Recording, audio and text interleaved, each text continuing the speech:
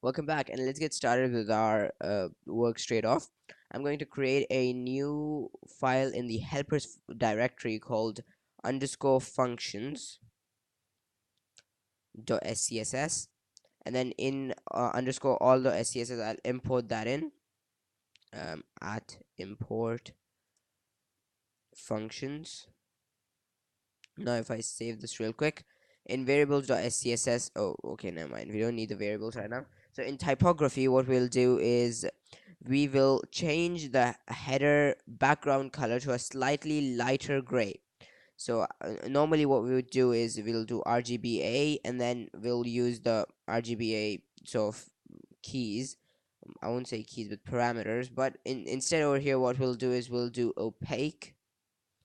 opacity actually, and then we'll set the opacity using the variables. So in the variables.scss, this background color will change it to header border color. We'll keep the header's border color as hash let me see, hash 000, and I'm gonna save that. And then in typography.scss, I mean in underscore function, I'll say at function, and this function is going to be opacity. We need two parameters. We need the color and the opacity.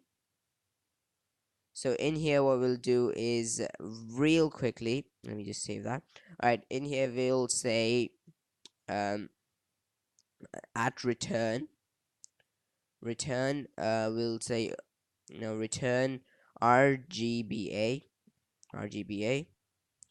and in here we need these two sort of variables. So first variable is going to be dollar variables.scss, and then 1 minute, I'll say a header opacity rating, and this can be anything. I'll set it to 0.8.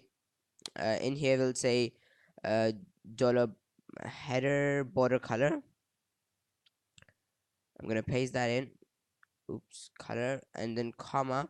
Now this is a pretty long, we're writing too much code, but in the long run it's easier because we can use this code again and again through variables instead of writing everything one after the other. So anyways, we're gonna say dollar color, and then we'll say dollar opacity. That's easy as that. I know it's we're just writing too much code, but when you need to use in different sort of scenarios, you can keep using this function. Now if I real quickly compile and refresh, so we should have, if I zoom in, we have a slightly lighter color, but we didn't change the color of the border yet. So we're going to define a border. We're going to say border, we'll say 2px solid, and then we'll say dollar header border color. I'll copy this from here and I'll paste that in. I'll save it and I'll compile this again. Now when I refresh, you see we have this border with a slightly sort of lighter background within this. Now in the next tutorial, this was just a basic show of how functions can be used. In the next tutorial, I'll show you how to use mixins. Mixins are kind of like functions, but they are way more powerful. So anyways, in the next video we're going to be doing that. So yeah, thanks for watching.